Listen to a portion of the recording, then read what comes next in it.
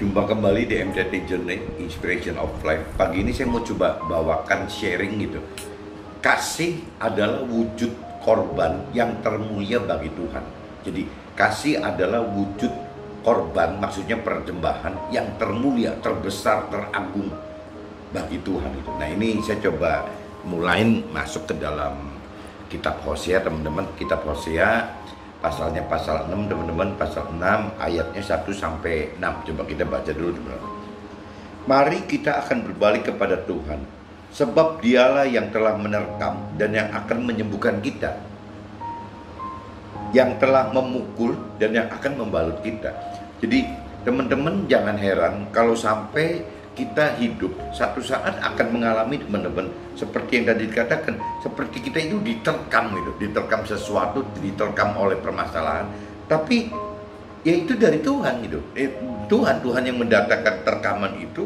Tapi juga jangan salah, teman-teman, Tuhan juga menyembuhkan dari terkaman itu gitu. Jadi Tuhan itu berbuat untuk apa? Mendatangkan masalah, tapi juga memberikan solusinya, teman-teman. Nah, begitupun juga kalau diistilahkan di sini, yang telah memukul dan yang akan membalut kita. Jadi Tuhan yang memukul kita, teman-teman. Tuhan sengaja benar-benar memukul kita. Tapi kembali lagi, Tuhan juga akan membalut kita. Nah, pertanyaannya, kenapa Tuhan harus melakukan permasalahan bagi kita gitu? Baik itu diidentikan dengan terkaman atau pukulan gitu. Ya karena lewat tekanan dan pukulan ini kita akan mengenal dan mengerti Tuhan lebih dalam gitu, teman-teman. Bagaimana caranya meningkatkan kedalaman pengenalan, pengertian akan kebenaran Tuhan, dan juga bagaimana menaikkan level iman kita. Itu tidak ada jalan lain, teman-teman, yang lewat seperti ini gitu. Jadi bagi teman-teman yang belum mengerti akan Tuhan, mungkin permasalahan itu selalu akan dikatakan satu hal yang buruk gitu. Tapi sebenarnya kalau kita sudah lebih mengerti akan Tuhan, kita malah akan berterima kasih terhadap permasalahan tersebut. Karena lewat permasalahan tersebut, apa yang kita kenal dan ngerti akan perintah dan peraturan Tuhan, apa yang Tuhan ingin rancangkan dan bagi kita, itu makin nyata, makin wujud lewat permasalahan tadi. Tapi apabila kita tidak mengerti akan Tuhan, ya susah, teman-teman. Susah sekali untuk bisa kita seperti itu. Satu contoh misalnya ini yang ini untuk Pak Budi Halim yang biasa temenin saya buat vlog segala macam gitu, atau di kerjaan kantor juga, bahkan dulu ya senasib dengan saya gitu. Jadi tugasnya ya urusan luar, bagaimana menjamu tamu, ya saya banyaknya dengan Budi Halim gitu. Nah, saya dapat kabar Budi Halim itu mengalami masalah dengan levernya dan dikena hepatitis. Nah, ini cuman hepatitisnya udah bukan di A tapi sudah masuk ke B. B belum ke C, teman-teman. Jadi baru ke B karena di pinggir-pinggir levernya itu sudah ada pembekakan sedikit. Nah, cuman ini kebenaran karena mungkin Budi Halim orang baik dan memang punya niat benar-benar untuk hidup, sisa hidup ini diberikan kepada Tuhan, bahkan subsidi sebagian gajinya juga diberikan untuk coba melayani Tuhan gitu. Nah, ini akhirnya Budi Halim ditunjukkan satu dokter, mungkin Tuhan tunjukkan Budi Halim gitu, seorang dokter teman akrabnya Budi Halim, dibawa ke pusat ke Jakarta, ditunjukkan referensi dokter yang tepat, malah berobatnya katanya tidak dengan obat-obat kimia, obat-obat medis. Jadi pengobatannya dokter ini memang spesialis lever gitu, dia pengobatannya dengan jamu, teman-teman, dengan jamu-jamuan, dan simpel sekali ya, dokter bilang ya ini begini, tapi kalau mau lebih aman ya harus ada tindakan legasi atau apa gitu, yang litigasi atau legasi nggak ngerti, yang apa, untuk pengikatan pembuluh darah, karena kalau dibiarkan takutnya nanti membuat pembengkakan ke dalam pembuluh darah itu gitu. Jadi mungkin seperti apa sih, seperti kalau orang kena sakit usus gitu, atau mungkin seperti ambeien juga, jadi ada pembuluh darah yang membengkak. Nah, ini dokter ikat. Orang lever kadang-kadang bisa salah pengertian, kalau sampai misalnya sampai muntah darah lever itu anggapnya kan mah bleeding gitu, mah blooding. Jadi orang zaman dulu ngomong gitu, mah blooding. yang mengeluarkan darah. Padahal kalau secara medis itu katanya bukan pencernaan yang mengeluarkan darah gitu, karena ada pembuluh darah di leher gitu. Itu yang pecah gitu. Nah ini Budi Halim ini nanti Sabtu, berarti besok akan mengalami tindakan operasi ya untuk ikat pembuluh darah itu supaya tidak pecah. Ya mudah-mudahan bisa cepat sembuh.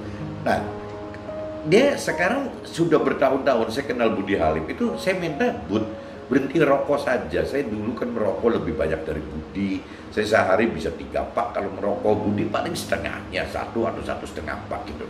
Saya bisa berhenti loh, kenapa you nggak bisa berhenti? Apalagi you sekarang sudah punya niat, umur segini pengen sisa hidupnya pengen coba lebih dekat dengan Tuhan.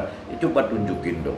Nah, dia berjuang teman-teman, 1 minggu bisa berhenti, nanti nyambung lagi berhenti, sampai terakhir. Nah tapi terakhir ini gitu, sejak dia sakit leper ini gitu, segap kuning gitu ya awalnya, ya rokoknya berhenti teman-teman. Nah yang ajaib itu waktu nanti rokoknya berhenti, ya sakitnya Budi yang tadi diprediksi lepernya itu, ya kalau memang Tuhan mau pakai Budi sebagai alat Tuhan, ya rasanya Tuhan bisa memberikan kesehatan yang lebih apabila Budi memang sudah ditindaklanjuti dengan pengobatan semacam ini gitu. Jadi pelayanan Tuhannya akan lebih maksimal lagi kalau memang Tuhan menghendaki Budi seperti itu. Cuman yang jelas sampai ini hari Budi jadi berhenti rokok gitu. Jadi nggak berhenti rokok, bahkan sekarang dia mulai bisa nyadarin bahwa iya ya, kenapa saya dulu kok nggak bisa berhenti rokok, kok kenapa saya nggak bisa ngerem. Sekarang kan buktinya bisa gitu, udah sekian hampir sebulan kali teman-teman berhenti rokok, nggak ada problem apa-apa gitu.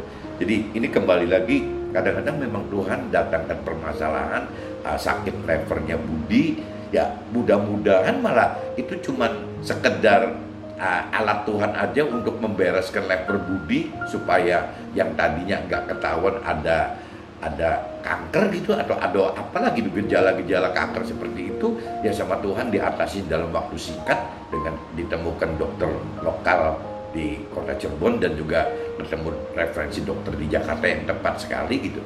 Nah akhirnya mudah-mudahan lepernya Budi jadi yang tadinya kalau tidak mengalami sakit begini, kalau Tuhan tidak datangkan permasalahan dengan lepernya, jangan-jangan tahu-tahu sudah kanker stadium besar itu, tinggi gitu. Nah itu kan lebih gawat. Tapi dengan kondisi begini kan kita belum bisa mengatakan ini kanker loh. Ya mungkin ada nyerempet-nyerempet ke situ, tapi ya masih mudah-mudahan masih bisa diatasi.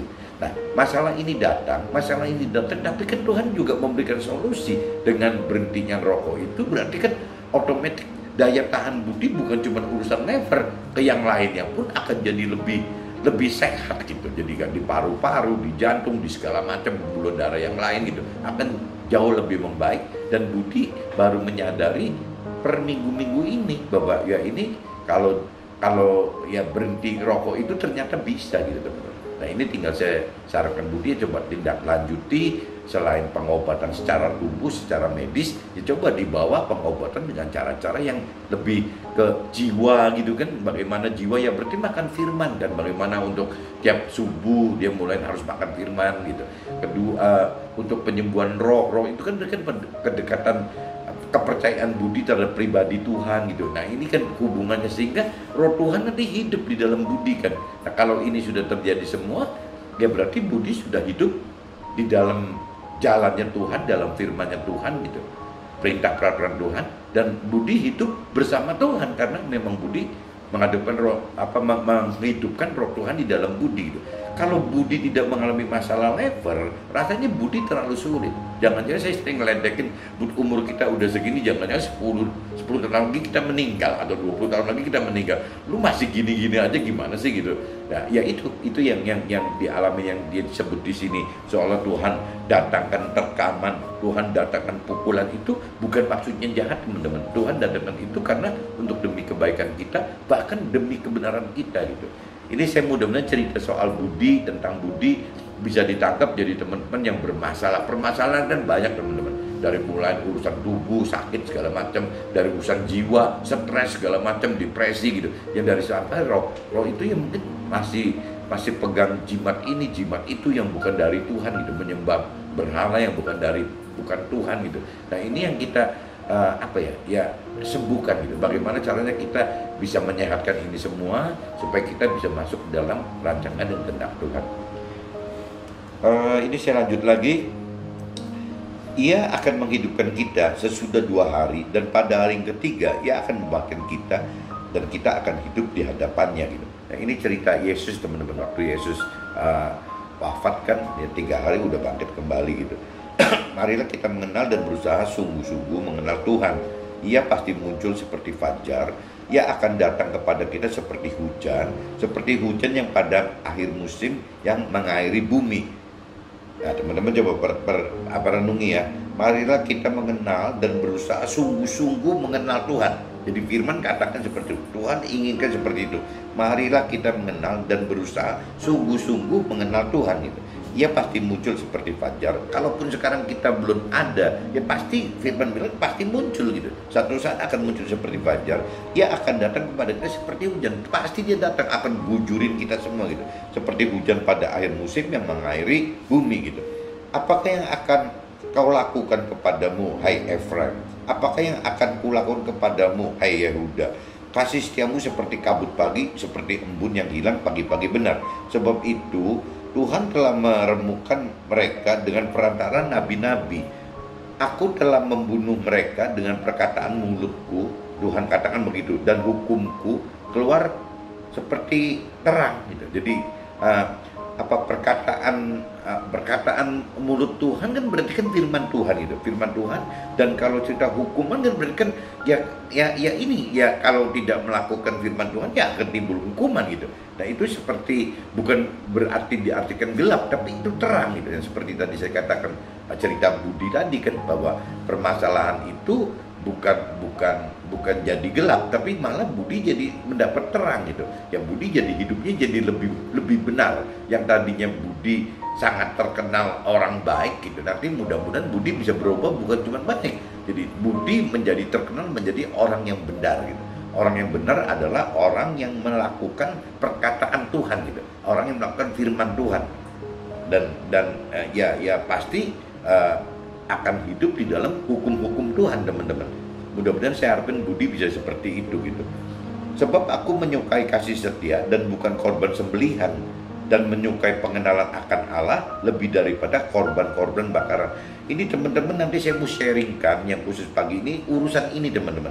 Ini tuh penting sekali gitu. Jadi banyak sekali orang yang salah kaprah, orang yang tidak mengerti firman Tuhan itu salah kaprah, beranggapan seolah Tuhan itu bisa dipujuk gitu. Tuhan itu ada bergening gitu, tawar-menawar dengan Tuhan. Kalau saya kasih segini nanti Tuhan begini. Kalau saya ngasih gini Tuhan begini. Itu salah besar teman-teman, karena Tuhan itu tidak perlu apa-apa dari kita. Jangan disalah artikan kalau banyak orang tradisi zaman dulu gitu, atau mungkin adat istiadat, atau bahkan mungkin sampai hari ini banyak orang kan seperti itu. Ada cerita yang korbankan hewan gitu kan, atau misalnya korbankan harta untuk Tuhan. Anggapannya seperti itu, korbankan hewan untuk Tuhan, korbankan bunga misalnya, atau dupa untuk Tuhan. Itu kan salah semua teman-teman. Tuhan nggak butuh apa-apa. Berarti kalaupun sampai korban itu diambil, diterima oleh sosok gaib gitu, goib, ya pasti bukan Tuhan teman-teman. Tuhan tidak mungkin mau itu gitu. Tuhan itu butuh kitanya. Bagaimana di sini ditekankan dalam firman ini ya, sebab Tuhan menyukai kasih setia dan bukan korban sembelihan. Jadi yang Tuhan cari itu adalah kasih gitu.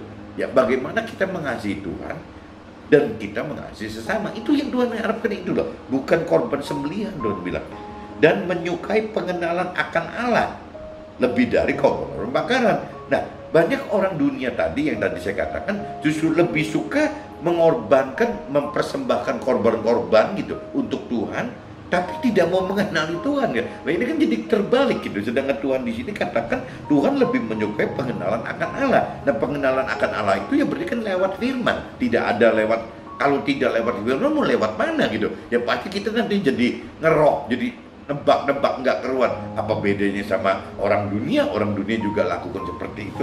Jadi kalau kita bicara mau mengenal Tuhan, itu tidak ada cara lain teman-teman. Harus mengenal dan mengerti akan firman Tuhan. Itu jalannya hanya satu, itu saja. Dan itu bagi Tuhan lebih dari korban-korban bakaran yang kata orang awam ya lebih memilih mengumpulkan uang untuk membeli korban-korban untuk Tuhan, dianggapnya seperti itu loh, daripada orang tersebut ya mencari pengenalan pengertian akan firman Tuhan. Nah ini Tuhan katakan di ayat 6 itu seperti itu. Jadi teman-teman mudah bisa tangkap maksud sharing saya gitu. Sebab Tuhan menyukai kasih setia, bukan korban sembelihan. Dan Tuhan menyukai pengenalan akan Tuhan, akan firman Tuhan, lebih daripada korban bakaran. Nah ini teman-teman tolong camkan gitu, diingatkan bahwa Tuhan itu tidak butuh apa-apa dari kita selain kita mengasihi Tuhan dan mengasihi sesama. Satu. Kedua, Tuhan itu tidak butuh apa-apa. Tuhan pengen sekali kita mengenal, mengerti akan firman Tuhan. Cuma itu saja. Yang lain-lain Tuhan tidak perlu. Yang namanya sumbangan berupa harta, yang namanya sumbangan berupa hewan, sumbangan berupa bunga-bunga, dupa, itu tidak ada yang diperlukan oleh Tuhan. Kalaupun ada yang perlu, yang tadi saya katakan, pasti bukan Tuhan gitu. Nah ini yang teman-teman hati-hati. Ini saya sudah sharingkan Hosea pasal 6, teman-teman. Kitab Hosea pasal 6 dari ayat 1 sampai 6 saya sudah bacakan. Nah ini terkait teman-teman dengan kitab Yohanes, teman-teman. Kitab Yohanes 16, coba teman-teman cari kitab Yohanes pasal 16. Ayatnya saya coba ambil dari 4b, teman-teman, dari 4b sampai 15. Ini saya coba bacakan cepat, bicara secara universal aja gitu. Pekerjaan penghibur, ini judul perikopnya seperti itu. Hal ini tidak kukatakan kepadamu dari semula, karena selama ini aku masih bersama-sama dengan kamu. Tetapi sekarang aku pergi kepada Dia yang telah mengutus aku, dan tiada seorang pun di antara kamu yang bertanya kepadaku, kemana engkau pergi. Ini cerita soal Yesus, teman-teman. Ini cerita Yesus waktu wafat, waktu kembali ke Allah ya, ke Tuhan Allah gitu. Tetapi karena aku mengatakan hal itu kepadamu, sebab itu hatimu berduka cita. Tetapi karena aku mengatakan hal itu kepadamu, sebab itu hatimu berduka cita gitu. Jadi waktu Tuhan mau pergi gitu, seolah-olah murid-muridnya sedih gitu, berduka cita.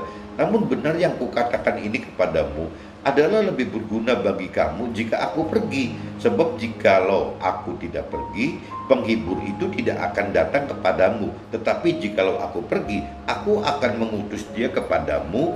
Dan kalau ia datang, ia akan mengisahkan dunia akan dosa, kebenaran, dan penghakiman gitu. Jadi ini ceritanya Tuhan akan datangkan roh penghibur ya. Kalau cerita roh Tuhan secara universal saya sebut roh Tuhan. Tapi kalau orang Nasrani bilang Roh Kudus. Yang namanya orang Islam bilang, kata teman-teman yang Islam, yang Muslim katanya itu Nur gitu. Jadi sama saja, saya universalkan menjadi roh Tuhan itu. Jadi roh Tuhan itu akan datang kepada kita gitu. Jadi Yesus akan ketemu dengan Tuhan Allah. Nah, minta agar Tuhan Allah dapat memberikan roh Tuhan, Roh Kudus, Nur gitu, atau roh kebenaran. Di sini dikatakannya penghakiman gitu, roh penghakiman kepada kita masing-masing di dalam roh kita gitu. Ini saya ulang, dan kalau ia datang, ia akan menginsafkan dunia akan dosa, kebenaran, penghakiman. Akan dosa karena mereka tetap tidak percaya kepadaku. Nah, orang bilang, apa Yesus bilang bahwa banyak orang yang tidak percaya sama dia gitu. Tidak percaya kepada Yesus akan kebenaran karena aku pergi kepada Allah dan kamu tidak melihat aku lagi gitu. Jadi karena memang banyak muridnya atau kita tidak melihat wujudnya Yesus, atau bahkan tidak melihat juga wujudnya Allah, kadang-kadang kita tidak percaya, dan susah sekali untuk percaya gitu. Jadi kalau ini dilanjutkan akan mengakibatkan karena penguasa dunia ini telah dihukum. Masih banyak hal yang harus kukatakan kepadamu, tapi sekarang kamu belum dapat menanggungnya. Jadi banyak sekali rahasia-rahasia hikmat yang Tuhan akan berikan kepada kita, tapi tidak bisa dibukakan untuk umum gitu, teman. Gampangnya gitu. Jadi Tuhan seperti yang waktu cerita di kitab Ayub gitu, cerita Sofar dengan Ayub, Sofar, Elifas, dan Bildad terhadap Ayub, itu kan sama, teman. Jadi yang dibukakan rahasia hikmat itu malah Ayubnya gitu, Nabi Ayubnya, bukan mereka bertiga. Padahal kalau bicara posisi, mereka bertiga itu ya teman rohani Ayub, bahkan mentor rohani Ayub gitu. Tapi tetap Ayub saja yang dibukakan oleh Tuhan hikmat rahasia ini gitu, hikmat rahasia hikmat ini gitu. Nah, rahasia hikmat ini kalau secara umum kadang-kadang bisa dikatakan dosa gitu teman-teman. Ini berdosa gitu, berdosa karena apa? Karena tidak tercantum dalam firman. Jadi memang ya Tuhan katakan di sini kan diperjelas bahwa masih banyak hal yang harus kukatakan kepadamu, tetapi sekarang kamu belum dapat menanggungnya gitu. Jadi memang ya nggak bisa semua tuh yang Tuhan rancangkan kehendaki disampaikan semua di dalam firman ini. Terlalu berat buat teman-teman gitu.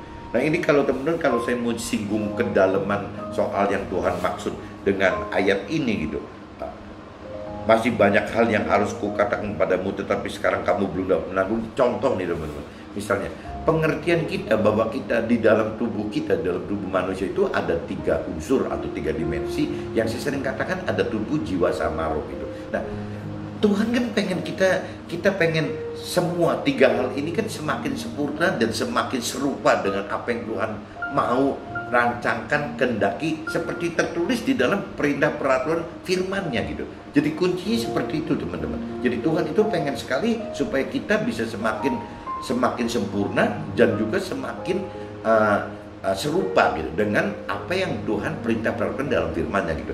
Nah kalau saya umpamakan ini terkait dengan tiga dimensi ini gitu, ya berarti Tuhan juga pengen tubuhnya juga sempurna, seserupa mungkin dengan firman Tuhan. Yang namanya jiwanya juga pengen seperti itu, tubuh jiwa, rohnya juga pengen seperti itu. Nah cuman dalam realitanya karena kita hidup di dunia, kita kan bagaimana menghadapi 3 unsur ini kan susah teman-teman, nggak mudah gitu. Jadi contoh ya, mungkin kalau kita benar-benar punya niat mencari Tuhan beneran, tulus dari hati kita, mungkin kesempurnaan, kalau saya umpamakan kesempurnaan melakukan firman itu anggaplah 100% gitu. Saya anggap tidak adalah orang yang mampu 100% melakukan firman, tidak mungkin kayaknya teman-teman. Kayaknya nggak mungkin kita mampu seperti itu gitu. Jadi kita ya sebagai manusia ya anggaplah paling sempurna itu 90% gitu. Nah kalau saya hitung teman-teman, kalau kita hitung balik 100% kan kita abaikan nih, berarti paling tinggi itu kan 90%. Ini persepsi saya gitu, ini sih pemikiran saya sendiri. Jangan-jangan yang paling mudah itu kalau kita memang totally berserah kepada Tuhan gitu. Nah waktu kita totally berserah kepada Tuhan, berarti kita dapatkan apa? Kesempurnaan di dalam roh teman-teman. Bagaimana caranya kita sempurna dalam roh? Nah saya anggap kesempurnaan dalam roh itu paling mudah teman, bukan paling susah, justru paling mudah. Makin susah itu kalau sudah masuk ke jiwa dan apalagi masuk ke tubuh gitu. Jadi kalau kita bisa melakukan firman Tuhan secara roh gitu, secara dimensi roh, saya anggap nilainya sudah kesempurnaannya 70% gitu. Tapi begitu kalau kita bisa roh dan jiwa kita juga bisa. Jiwa itu kan pikiran, perasaan, belum perbuatan loh, baru pikiran dan perasaan aja gitu. Kalau kita bisa atasin jiwa kita, ya mungkin kesempurnaannya naik teman-teman. Dari tadi kesempurnaannya roh 70, ya begitu masuk ke jiwa ya 80% gitu. Nah yang terakhir kesempurnaan semakin sempurna seperti yang firman inginkan dalam bentuk tubuh. Ya itu saya anggap yang paling susah karena masih ada nafsu-nafsu dunia. Bahkan firman katakan kita masih ada daging. Tuhan juga tahu itu gitu. Dan itu yang bisa jadi satu alat kita untuk terus kita naik level tingkat terus. Kalau kita tidak punya daging, kita nggak bisa berkembang teman-teman. Tidak bisa berkembang dalam hal jiwa maupun roh gitu. Jadi daging itu, tubuh itu adalah alat asa kita untuk menaikkan tingkatan jiwa dan roh kita gitu, secara rohaninya. Jadi kita butuh tubuh teman. Nah tubuh ini sama Tuhan memang tidak dibunuh, dibiarkan terjadi seperti itu sehingga menjadi alat asa kita untuk naikkan level jiwa dan level iman, level rohani kita gitu. Nah jadi saya katakan begitu teman. Jadi kalau parameternya firman Tuhan itu 100%, pasti sempurna itu 100% nggak ada. Jadi kita maksimalkan 90% aja. Nah 90% urutannya gitu teman. Bagi kita yang benar-benar totally ingin hidup bersama Tuhan dan hidup di dalam jalan firman Tuhan, ya urutannya gitu. Secara roh mungkin bisa dihitung 70%. Kalau kita bisa ngatasin roh dan jiwa, naik lagi bisa 80%. Apabila kita bisa atur roh kita, jiwa kita dan tubuh kita, ya kita akan mencapai 90%. Itu yang terbaik gitu. Udah ujungnya itu. Nah ini untuk yang ini yang tadi saya katakan, masih banyak hal yang harus kukatakan kepadamu, tetapi sekarang kamu belum dapat menanggungnya. Untuk pemikiran saya, impresi saya seperti itu teman-teman. ada seperti itu, yang mana nanti ngaitnya seperti caranya si di Ayub tadi gitu. Waktu Ayub ditegur oleh Zophar, Elifaz dan Bildad kan ditegur, ya urusannya kurang lebih seperti ini. Jadi mereka bertiga belum tahu apa yang Ayub sudah tahu, maksudnya gitu loh. Nah Ayub pun kan harus mengalami banyak perjalanan teman-teman, karena banyak sekali juga Ayub yang belum tahu gitu. Ini maksudnya gitu. Tetapi apabila ia datang, yaitu roh kebenaran berarti roh penghibur, ya Roh Kudus, ya Nur, ya Roh Tuhan. Saya katakan di sini sebutnya roh kebenaran. Ia akan memimpin kita ke dalam seluruh kebenaran. Sebab ia tidak akan berkata-kata dari dirinya sendiri, tetapi segala sesuatu yang didengarnya itulah yang akan dikatakannya, dan ia akan memberitakan kepada kita hal-hal yang akan datang gitu. Jadi Roh Kudus itu yang akan memberitakan hal-hal kebenaran itu, hal-hal kebenaran yang bahkan sifatnya sudah lebih ke rohani gitu ya, benar-benar ke rohani ya. Roh Kudus itu, Roh Tuhan itu yang akan memberitakan kepada kita gitu. Roh Tuhan akan memuliakan Yesus sebab ia akan memberitakan kepada kita apa yang diterimanya dari Allah gitu. Jadi Roh Tuhan itu dengan akan memuliakan Yesus gitu, karena memang Yesus kan yang balik ke sana, udah minta ke Tuhan Allah agar bisa diberikan roh kebenaran ini gitu. Nah, si roh ini juga ya memuliakan Yesus juga gitu, selain dia memuliakan Allah gitu kan. Segala sesuatu yang Tuhan Allah punya adalah Yesus punya juga. Sebab itu Yesus berkata, ia akan memberitakan kepadamu apa yang Roh Kudus ya, maksudnya Roh Kudus, Roh Tuhan akan memberitakan kepada kita apa yang diterimanya daripada Yesus gitu. Ya dari Yesus, ya dari Tuhan Allah juga gitu. Jadi ini pengertian pekerjaan penghibur itu. Penghibur di sini tadi saya luruskan, penghibur itu umumnya kalau orang Nasrani bilang Roh Kudus, kalau orang Muslim bilang katanya Nur, ya kalau universal bilang katanya Roh Tuhan gitu. Tapi kalau ditekankan dalam hal firman disebutnya juga Roh kebenaran. Jadi ya sama aja, benarnya wujudnya ya roh yang Tuhan Allah berikan untuk kita, untuk masing-masing kita. Tinggal terserah kita mau hidupkan atau tidak. Ini saya udah bacakan teman-teman di kitab Hosea dan kitab Yohanes, kitab Hosea 6 1-6, Yohanes 16 4b sampai 15 saya udah selesai bacakan. Sekarang saya coba masuk ke dalam draft yang saya tulis teman-teman.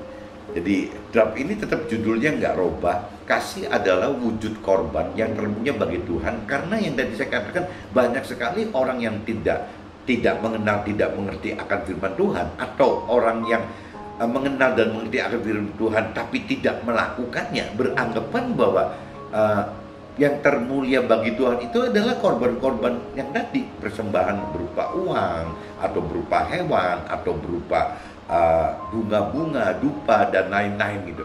Sebenarnya bukan itu teman-teman.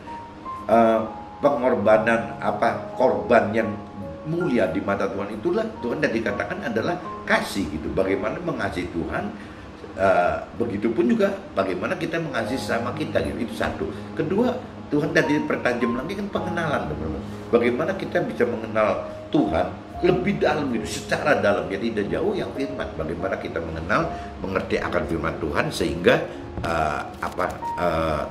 kita bisa hidup dengan lebih melakukan perintah dan peraturan Tuhan gitu, sehingga kita akan masuk ke dalam rancangan dan kehendak Tuhan, apa yang dirancangkan Tuhan dan kehendak Tuhan. Nah ini saya coba bacakan draftnya dulu teman-teman. Pada umumnya orang mencari Tuhan agar apa yang dirancangkan dan dikehendaki sesuai yang dipikiran dan perasaan serta kehendaknya dalam jiwanya sendiri gitu. Jadi pada umumnya gitu teman-teman. Jadi banyak orang yang bukan hidup dengan rancangan kehendak Tuhan, tapi hidup dengan rancangan dan kehendak sendiri. Dan itu kan makin meleset lagi. Jadi kalaupun orang itu dengan rancangan dan kehendak sendiri itu makin sukses duniawinya gitu, ya akhirnya nanti ceritanya seperti yang Tuhan katakan, orang kaya yang tidak mengenal mengerjakan firman Tuhan itu makin sulit masuk surga teman-teman. Makin sulit untuk mampu atau mengenal, mengerti perintah dan peraturan Tuhan gitu. Tuhan khawatir seperti itu teman-teman. Jadi kalau orang dunia itu kalau cerita pengennya dilepas gitu, karepnya dilepas, ya pasti keluarnya rancangan dan kehendak secara duniawi gitu. Nah ini yang Tuhan ingatkan, hati-hati gitu.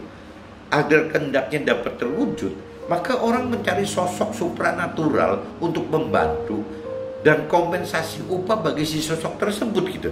Yang tadi saya katakan itu, jadi untuk bagaimana menyukseskan rancangan dan kehendaknya sendiri yang tadi gitu, ya orang mencari pegangan gitu. Pegangannya apa gitu. Nah biasanya sosok itu sosok supranatural atau sosok goib gitu untuk membantu. Nah kalau kita di luar Tuhan, biasanya sosok supranatural atau goib ini minta kompensasi, teman-teman, kompensasi upah bagi si sosok ini gitu. Nah biasanya berupa persembahan, pengen benda-benda yang dianggap dapat menjadi transaksi imbal balik gitu. Jadi benda-benda yang sama si sosok supranatural atau goib ini menjadi imbal balik. Makanya tadi saya katakan, kalau sudah begini Tuhan nggak perlu ini kok. Berarti yang kalau sampai ada imbal balik ya pasti bukan Tuhan gitu. Ya karena sosok yang supranatural goib tadi yang bukan Tuhan itu yang minta gitu, minta imbal balik. Nah persembahan itu berbentuk uang, hewan, bunga, serta dupa. Bahkan saya kadang dengar juga soal keselamatan kitanya, keselamatan keluarga kita dikorbankan, bahkan kematian keluarga kita, nyawa keluarga kita, itu kan kelewatan sekali, teman-teman. Kenapa kok mau gitu? Kenapa demi hal yang seperti itu kok kita mau-maunya lakukan gitu? Ya itu kan makin menyimpang, teman-teman. Makin menyimpang dari apa yang Tuhan perintah dan peraturkan gitu. Tapi kalau orang tidak mengenal, tidak mengerti akan firman Tuhan, dianggapnya itu benar, teman-teman. Karena secara dunia bahwa itu dianggapnya yang benar seperti itu gitu. Yang dengan cara-cara kebenaran Tuhan mana yang salah? Kenapa? Karena cuma sedikit gitu. Nah ini kan kembali ke kita lagi. Saya mungkin adakan vlog sharing seperti ini, tujuannya kan begitu, teman-teman. Bukan saya menggurui, saya cuma cerita kesaksian apa yang saya alami. Kalau memang itu benar ya teman-teman, ya ambil contoh saya gitu. Tapi kalau memang dianggap nggak benar, ya sudah, di skip aja, dilewat aja, teman-teman, nggak usah didengerin gitu. Jadi saya cuma ingetin begitu, hati-hati teman-teman. Kalau kita tidak mengerti arti firman Tuhan, akhirnya apapun juga kita kerjakan semau kita gitu. Karena rancangan dan kehendak kita itu semau kita, sehingga akhirnya kita melakukan ya semau kita gitu. Nah akhirnya biasanya ujungnya ketemu gitu, sosok-sosok yang supranatural gitu. Bisa loh teman-teman, sosok supranatural itu berbentuk Tuhan juga gitu. Tuhan yang bukan Tuhan gitu. Tuhan, karena apa? Karena Tuhan yang mereka sembah gitu, yang dia pegang, yang mereka pegang, itu bukan Tuhan yang seperti di kitab suci gitu. Jadi Tuhannya Tuhan yang imajinasi mereka, Tuhan yang diciptakan oleh imajinasi mereka. Nah itu kan gawat sekali, teman-teman. Itu bahaya sekali. Jadi teman-teman mesti harus mengerti akan firman Tuhan dulu, baru kita melangkah hidup apa sih yang terbaik gitu. Nah ini yang terbenar, bukan yang terbaik.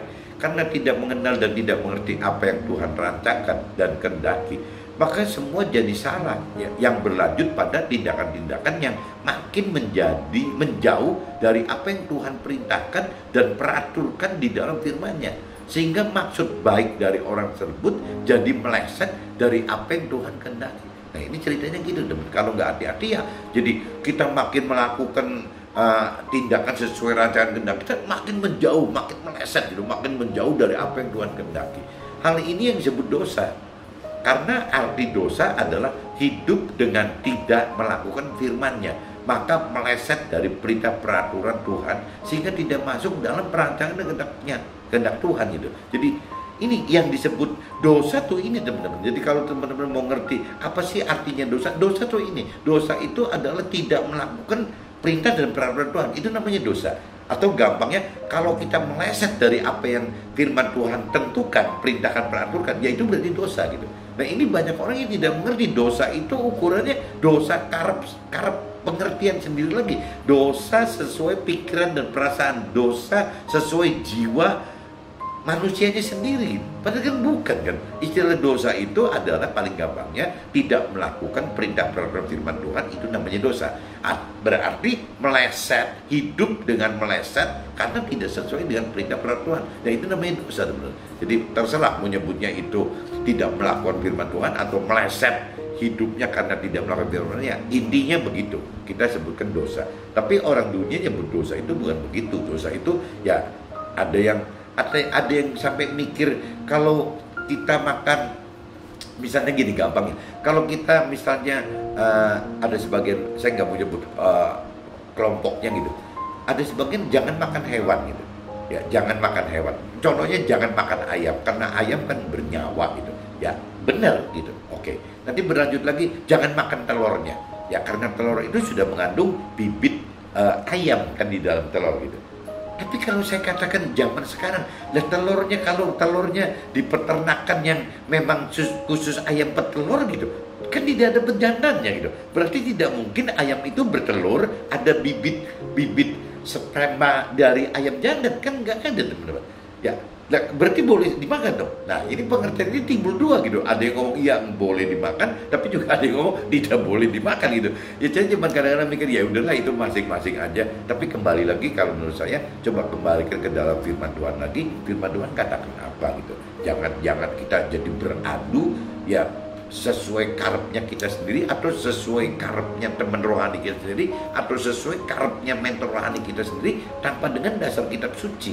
Yang saya katakan di sini semua ada di kitab suci gitu. Jadi memang dasarnya harus dengan kitab suci. Jadi kembali lagi tadi urusan dari ayam, makan ayam itu dosa nggak dosa, makan telur itu dosa nggak dosa. Ya telur pun saya pecahkan lagi jadi dua gitu. Ada telur yang memang dibuahi oleh si ayam jantan, tapi ada ayam petelur yang tidak pernah ketemu ayam jantan loh. Bagaimana bisa dibuahin telurnya gitu. Nah kalau telur seperti itu bagaimana, dosa atau enggak? Kalau kita makan telur ayam petelur yang tidak ada pejantan gitu, harusnya kan tidak dosa. Nah kalau kita nggak makan, nah, ayam bertelur sendiri kok ya, tidak dibuahin, tidak dikawin, tidak dibuahi oleh pejantannya juga, dia tiap hari menghasilkan telur. Bebek juga sama kan, terus menghasilkan gitu. Nah ini kalau yang udah bebek petelur, ayam petelurnya memang udah dipisahkan dari pejantan, saya pikir telurnya tidak mungkin ada buahnya, ada dibuahin sama pejantan, tidak mungkin ada spermanya gitu, spermanya, tidak mungkin ada benih di dalam telur itu, murni itu cuma telur aja. Nah ini ya saya kembalikan ya, persepsinya terserah masing-masing aja gitu. Tapi kalau buat saya pribadi, saya tetap pegang yang ada di firman. Katakan tidak boleh ya saya berjuang untuk tidak boleh ya, kalau firman katakan boleh ya saya coba untuk tetap saya lakukan itu. Meskipun dari saya katakan kan yang di awal kan ada 3 tingkatan kesempurnaan. Kalau kita mengacu ke firman itu, kesempatan yang cuma sekedar bicara roh itu ya cuma 70% karena sifatnya pribadi kita sendiri. Tapi begitu nyangkut ke jiwa ini udah lebih sulit nih teman-teman. Ini kalau sampai ini berhasil berarti udah 80%. Nah kalau kita bisa mengatasi daging kita yang tadi di tubuh ini, ya kita udah 90%. Levelnya seperti itu teman-teman. Tuhan lebih menyukai orang dapat berbuat kasih dibanding persembahan dalam bentuk apapun juga gitu. Dan Tuhan lebih menyukai pengenalan akan Tuhan lebih dari wujud-wujud korban apapun juga gitu.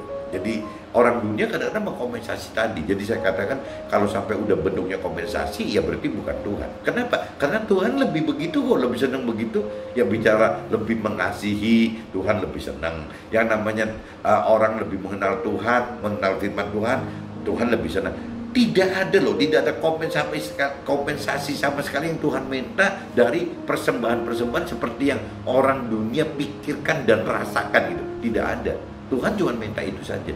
Bagaimana kita mengasihi Tuhan seperti kita mengasihi sama manusia juga gitu. Kita mengasihi sesama seperti kita mengasihi Tuhan gitu. Tuhan mintanya begitu. Bagaimana caranya kita mengasihi sesama seperti mengasihi Tuhan. Ya, bagaimana kita mengenal Tuhan melalui firman-firman-Nya gitu. Jangan yang asal-asal sendiri. Udah cukup 2 itu. Itu tidak ada minta apa-apa. Yang Tuhan minta itu cuma 1 benar. Bagaimana caranya kita selamat gitu. Ya bagaimana kita semua ini selamat masuk ke dalam alam akhirat gitu, di dalam surga.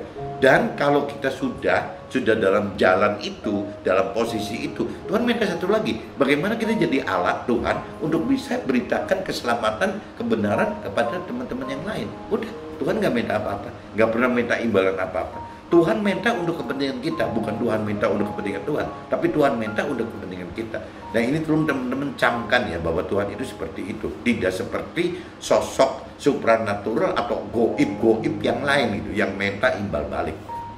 Sekarang Tuhan telah berikan roh Tuhan di dalam setiap orang yang percaya dan mengasihi Tuhan dengan melakukan firman-Nya loh, agar pengenalan akan Tuhan tidak meleset oleh karena roh Tuhan yang akan beri pengertian firman-firman tersebut gitu. Jadi Tuhan berikan roh Tuhan kepada setiap kita itu apabila memang kita percaya Tuhan, apabila kita mengasihi Tuhan.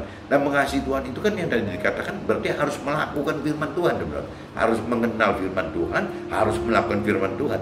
Dan waktu mengenal, mengerti, berarti setelah mengenal harus mengerti firman Tuhan dan melakukan firman Tuhan. Nah, untuk benar-benar tepat gitu, tidak meleset seperti yang Tuhan inginkan, perintah peraturan itu, ya satu-satunya kita mesti minta, ya ada guidance gitu, guidance dari Tuhan. Nah, guidance Tuhan ini, bimbingan Tuhan itu adalah ya roh Tuhan itu. Jadi roh Tuhan itu dari kita mulai mau percaya Tuhan, kita mulai mencari pengenalan firman Tuhan, waktu kita mengupas pengertian firman Tuhan, roh Tuhan sudah mulai masuk gitu. Roh Tuhan masuk ke dalam situ, memberikan pengertian, bahkan roh Tuhan yang membuat kita mampu gitu, mampu untuk melakukan apa yang firman perintah peraturkan. Ini vlog kali ini rada, kalau nggak diberhentikan bisa lanjut lagi teman-teman, masih panjang sekali ceritanya apa yang saya alamin, tapi mungkin saya cukupin dulu. Mudah-mudahan teman-teman bisa nangkep bahwa jangan kita berandai-andai Tuhan itu minta kompensasi, teman-teman. Jadi Tuhan yang benar itu adalah hanya minta bahwa kasihlah sesama kita seperti kasih kepada Tuhan, itu satu. Kedua, kenalilah Tuhan kita itu dengan cara yang benar gitu. Pengenalan Tuhan yang benar itu adalah tetap harus melewati firman-firman-Nya, bagaimana mengenal, mengerti, dan melakukan firman Tuhan. Jadi tidak boleh kita mengenal Tuhan itu secara seenaknya pikiran, perasaan kita, seenak jiwanya kita. Jadi harus dengan basic firman. Dan coba hidupkan roh Tuhan, karena Tuhan sudah kasih roh penghibur, roh kebenaran, roh kudus, nur, atau saya sebut roh Tuhan di dalam setiap kita. Nah, kita coba hidupkan roh Tuhan tersebut agar kita mendapat pengenalan pengertian firman secara benar, dan juga kita mendapatkan satu kekuatan untuk mampu melakukan firman Tuhan. Intinya itu, teman-teman. Oke, mungkin pagi ini sharing ini cukup seperti ini. Sampai ketemu di sharing-sharing berikutnya. See you, bye-bye.